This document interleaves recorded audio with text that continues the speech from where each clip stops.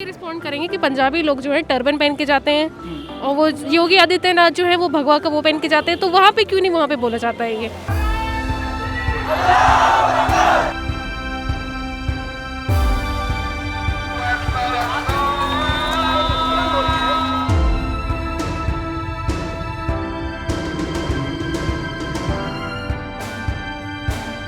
शाहीन बाग फिर से खड़ा होगा। ऑब्वियसली हम लोग गन्स लेके नहीं जा रहे हैं कॉलेजेस, हम लोग सिर्फ ये हिजाब पहन के जा रहे हैं। हमें पढ़ना है, हमारा दिमाग चाहिए उनको, हमारी ज़बान चाहिए उनको। क्या चाहिए? हमारे कपड़ों से उनको क्या दिक्कत है? शरिया लॉ इंक्लूड है, उसमें गवर्नमेंट का इन्फ्लुएंस आना ही नहीं चाहिए। This is the simplest. लेकिन आप फिर दोनों बात करने की कॉन्स्टिट्यूशन से चलता है या शरिया से चलता है, कॉन्ट्राडिक्टरी हो जाएगा उनके लिए, जो इसके प्रोपोनेंट्स हैं उनके लिए। तो कर्नाटक में कॉलेजेस में जो बुरखे वाली महिलाएं हैं, स्टूडेंट्स, उनके साथ जो इंसिडेंट हुआ वो स्पायरल हो गया है और वो स्पायरल होके दिल्ली तक पहुंचा है। AIMIM का एक प्रोटेस्ट कॉल था, उसमें जो लड़कियां हैं, हम उनसे बात करते हैं कि इस पूरे इशू पे उनका क्या स्टैंड है, उनकी क्या अंडरस्टैंडिंग। लोगों ने इतनी बेकार सोच बना रखी है, ये सरासर सिर्फ इस्लामोफोब है। क्यों ऐसा कर रखे हैं? हिजाब पहनना क्यों मना कर रखा है लोगों ने? तो प्रोपोनेंट्स का आर्ग्यूमेंट ये है कि ये एक रिलीजियस सिंबल के तौर पे, तो और कैंपस में जो है वो रिलीजन को एक तरीके से रिफ्लेक्ट करता है। इस पे क्या रिस्पॉन्ड करेंगे आप? इस पे ये रिस्पॉन्ड करेंगे कि पंजाबी लोग जो है टर्बन पहन के जाते हैं और वो योगी आदित्यनाथ जो है वो भगवा का वो पहन के जाते हैं, तो वहाँ पे क्यों नहीं वहाँ पे बोला जाता है ये टारगेटिंग आप लोगों को फील हुई है, ठीक है। अगर जो इसके प्रोपोनेंट्स हैं, जो सोशल मीडिया पे जिस तरीके का आर्ग्यूमेंट आ रहा है, वो बताते हैं कि रिस्ट्रिक्टिव है, थोपा जाता है। अगर थोपा जाता तो आज हम यहाँ नहीं होते, उनके साथ नहीं होते, उनके लिए हम खड़े नहीं होते। चॉइस है ये, जिसको पहनना है वो जैसे पहने। लड़कियाँ मिनी स्कर्ट पहन सकती है, वैसे लड़कियाँ हिजाब भी पहन सकती हैं। वो उनकी चॉइस है, ये हमारी चॉइस है। लड़कियों के पास वो हक है अपने घरों में कि वो चॉइस मतलब असर्ट करें, चाहे वो किसी भी कम्युनिटी से हो, चाहे वो किसी भी रिलीजन की हो। होता है हक का मसला या चॉइस का मतलब घरों में। या एक्चुअली बिल्कुल चॉइस का मसला है। हमारे पास खुद की चॉइस है कि हम पहनना चाहे ना पहनना चाहे। हाँ, हम पे कोई डोमिनेट नहीं कर रहा है, हम पे कोई भी बिल्कुल भी। हमारी सोसाइटी जो है मेल डोमिनेटेड नहीं है। ऐसा समझा जाता है कि इस्लाम है वो जो है मेल डोमिनेटेड है, बट ऐसा बिल्कुल भी नहीं है। कोई स्टेट गवर्नमेंट बैन लगा देती है, एक लॉ लेके आती है, तो क्या रिस्पॉन्स होगा आपके जैसी यंग महिलाओं का? यही रिस्पॉन्स होगा जो आज रिस्पॉन्स है, इससे बढ़ के रिस्पॉन्स होगा। हम लोग ऐसे ही सड़कों पे खड़े रहेंगे। क्यों लगाना है ये बताइए पहले आप। क्या मतलब ये भी तो एक बस एक क्लॉथ हो। हाँ, ये पीस ऑफ क्लॉथ है बस, इसमें तो प्रॉब्लम क्या है? हम लोग सिर्फ ये हिजाब पहन के जा रहे हैं। हमें पढ़ना है, हमारा दिमाग चाहिए उनको, हमारी ज़बान चाहिए उनको। क्या चाहिए? हमारे कपड़ों से उनको क्या दिक्कत है? ये पीस ऑफ क्लॉथ क्यों इतना मैटर कर रहा है? आप लोगों ने जो पूरा इशू एसेस किया, देखा, पढ़ा, समझा, आप लोग फिगर आउट कर पाएँ कि ये जो भी लोग हैं, जिस तरीके से वहाँ पे बवाल काटा, उनको क्या दिक्कत होगी, क्या चल रहा होगा उनके दिमाग में कि वो इस तरीके से कर रहे हैं बिहेव? आप लोगों ने फिगर आउट करने की कोशिश की? देखिए, ये प्रॉब्लम तो देखिए ये पूरा मुस्लिम कम्युनिटी से ही है। जी जी। बस कैसे इन लोग को, मतलब कैसे इन लोग को टारगेट किया जाए, कैसे इन लोग के ऊपर चीज़ें लाई जाएँ कि ये कर रहे हैं, ये ऐसे हैं, ये बुरे हैं। 1-2 साल पहले वो CA/NRC लेके आए थे, उसमें बोल दिया था मुस्लिम्स का वो भी मुस्लिम्स को ही टारगेट किया था। हर चीज़ में मुस्लिम्स को ही टारगेट किया जा रहा है। तो ये टारगेटिंग मतलब आप लोगों को ये वाला इशू भी जो है वो एक तरीके से ओवरऑल जो तमाम चीज़ें रही हैं पिछले कुछ सालों से, और उनमें जो इंसिडेंट्स हों, उसी तरीके की टारगेटिंग लगती है। जी जी, बिल्कुल टारगेट किया जा रहा है। हम लोग को टारगेट नहीं किया जाता तो आज ऐसे नहीं बोला जाता हम लोग को कि ये क्या हिजाब पहन के आ रही हैं। इस प्रोटेस्ट के पीछे का मेन रीज़न यही है कि by living in a secular country we need to and we should get our rights to follow our religion openly, freedom full. तो अगर पहली बात तो ये मुद्दा इतना बड़ा है नहीं, इसको बना दिया गया है इस सरकार के अंदर। अच्छा, तो आपको मतलब ये टारगेटिंग के तौर पे नज़र आता है, ठीक है। लेकिन मैं थोड़ी सी वो बातें पूछूंगा जो इसके प्रोपोनेंट्स हैं, जो उनको आर्ग्यूमेंट, जैसे उनका कहना है कि ये बहुत रिस्ट्रिक्टिव है, और ये रिस्ट्रिक्टिव, बस एक सेकंड में कंप्लीट कर लूँ, ये रिस्ट्रिक्टिव है, लड़कियों को कंट्रोल कर रहा है। और दूसरा, ये कैंपस में ये कंट्रोल कर रहा है। हाँ, मतलब हिजाब से लड़कियों को मतलब कंट्रोल किया जाता है, एक। और दूसरा ये है कि कैंपस में जो मतलब जब कभी कोई लड़की ये बुरखा पहन के आती है, तो वो मतलब रिलीजियस सिंबल के तौर पे दिखता है।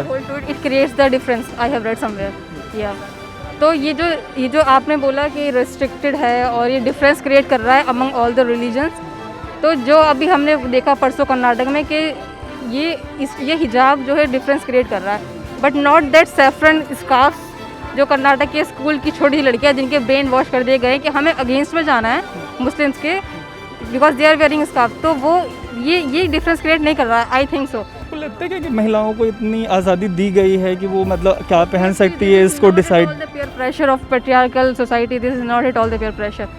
अगर कोई एजुकेटेड लड़की ये बोल रही है कि हाँ वो पीयर प्रेशर नहीं है, ये अपनी चॉइस है, तो why does government have this मुद्दा, वाई?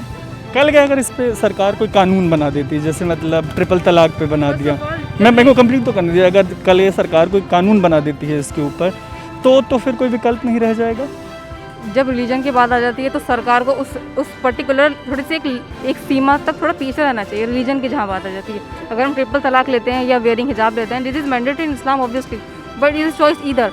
तो सरकार का इसमें घुसना इज नॉट जायज़, शरिया लॉ इंक्लूड है, उसमें गवर्नमेंट का इन्फ्लुएंस आना ही नहीं चाहिए। This is the simplest. लेकिन आप फिर दोनों बात करने की कॉन्स्टिट्यूशन से चलता है या शरिया से चलता है, कॉन्ट्राडिक्टरी हो जाएगा उनके लिए, जो इसके प्रोपोनेंट्स हैं उनके लिए। जैसे अगर हम बात करें सेक्युलर कंट्री से स्टार्ट करते हैं, सेक्युलर कंट्री की बात करें, this everyone is free to follow their religion. उसके बाद कॉन्स्टिट्यूशन की बात करें, दिस इक्वालिटी के सारे राइट्स आ जाते हैं उसके अंदर।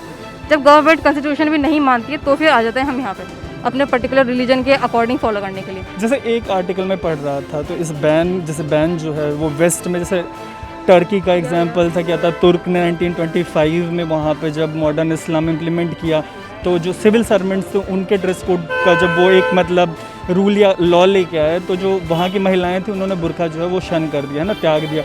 उसके बाद यूरोप में बड़े सारे कंट्रीज़ में किसी न किसी तरीके से, बस एक सेकंड कंप्लीट कर रहा हूँ, नकाब या बुर्का बैन है। तो हम क्यों जाएं उधर? This my question. Why are we comparing ourselves to the countries of Europe? We are living in a country, we are living in our country, we are living in a secular country. We need to follow our constitution, not theirs. Just in case अगर ये ऐसा कोई कानून लेके आते हैं, तो फिर ऐसी कोई बातचीत हुई है कि क्या रास्ता तय किया जाएगा, कोई शाहीन बाग फिर से खड़ा होगा? Obviously, अगर जैसे CNRC के टाइम पर हुजूम इकट्ठा हुआ था अपने राइट्स को लेने के लिए, तो this is the topic which needs to be louder in a world wide, क्योंकि पर्टिकुलर किसी रिलीजन पे पॉइंट आउट किया जा रहा है to not to follow their particular choice in a particular religion, तो obviously it should be raised world wide. बात होते होते अचानक से ये चीज़, अच्छा, obviously this is a particular regime, पूरा क्रोनोलॉजी है, वो ऑनरेबल अमित शाह सर की पूरी क्रोनोलॉजी चल रही है, क्रोनोलॉजी ऑफ द होल सियासत। I will not pick any particular word, क्योंकि सबको पता है कि एक सियासत के अंदर ये सारा काम खुले में हो रहे हैं, तो सियासत इज़ रिस्पॉन्सिबल। जैसे ट्रिपल तलाक में बड़े सारे लोग हैं जिनके स्टैंड को लेके उनको प्रॉब्लम हुई बाद में, अब जब कानून बन गया, तो आपको लगता है कि बुरखे पे अभी जो स्टैंड है उसमें बाद में लेके एक रिग्रेट होगा कि नहीं, मतलब आगे बढ़ना चाहिए था, जैसे ट्रिपल तलाक के मामले में आगे बढ़ जाते तो बेहतर रहता? नहीं, जो चलता आ रहा है, जैसे पीसफुली हम अपना रिलीजन को, कोई भी रिलीजन फॉलो कर रहा है, कॉन्स्टिट्यूशन को फॉलो कर रहे हैं बाय इन अ पीसफुल वे, तो मुझे नहीं लगता किसी को कोई दिक्कत होनी चाहिए। ट्रिपल तलाक का तो अलग ही टॉपिक है, I will not switch to in. हाँ, अभी हम यहीं पे हैं, वेयरिंग हिजाब और many issues which links to the Muslim religion. और आप ये मतलब पूरे मतलब एम्फेसिस के साथ कह रही हैं कि जो महिलाएं हैं, मतलब वो चाहे हिंदू महिलाएं, मुस्लिम महिलाएं, अक्रॉस सोसाइटी लड़कियों को अपने कपड़े को चुनने का फ्रीडम है, अगर आप हिजाब पहन रही तो बाई चॉइस पहन रही? 100%। There is not at all any a bit of peer pressure, not at all. इसमें फैमिली और समाज का कोई दबाव? I am doing my masters. I am educated enough to choose my right and my family, any girl of Muslim community. ठीक है, इसमें हम और लोगों से बात करेंगे और लोगों से बात करें, वैलिड ओपिनियन जो है इस पर। तो ये जो पूरा इशू है, ठीक है, इसमें ये कहा जा रहा है कि बड़े सारे ऐसे कंट्रीज़ है, जैसे टर्की है, टर्की ने भी एक पॉइंट ऑफ टाइम पे, मतलब जब मॉडर्न इस्लाम आया वहाँ पे तो बुरखे को बैन किया था, या वेस्ट में बड़ी सारी कंट्रीज़ में बैन है। तो ऐसे आर्गुमेंट जब कोई देता है तो आप क्या कहना चाहेंगे उनको? सर लाइक अगर आप कंपेयर करोगे तो फिर हमारे यहाँ पे डेमोक्रेसी एंड सेकुलरिज्म है, यहाँ पे आप बैन नहीं कर सकते, because our constitutions are giving the right whatever we can wear, चाहे मैं वेस्टर्न ड्रेस पहनूँ या इंडियन पहनूँ या हिजाब पहनूँ, ये हमारी राइट्स है और ये हमारी कॉन्स्टिट्यूशन देता है। ये आप मुझे किसी भी चीज़ों की तरफ रोक नहीं सकते कि आप ये ऐसा क्यों कर सकती हैं। अगर ये चीज़ के लिए अगर आप रोकोगे तो फिर ये सेकुलर कंट्री कैसे हो जाएगी, डेमोक्रेसी कहाँ चली गई फिर भी हमने कोशिश की कि अगर जो मुस्लिम महिलाएं सड़क पर उतरी हैं उनका इस इशू पे जो रिस्पॉन्स है, जो अंडरस्टैंडिंग है, वो आप तक पहुंचा पाए। आप देख रहे हैं अनकट, मेरा नाम है तरुण।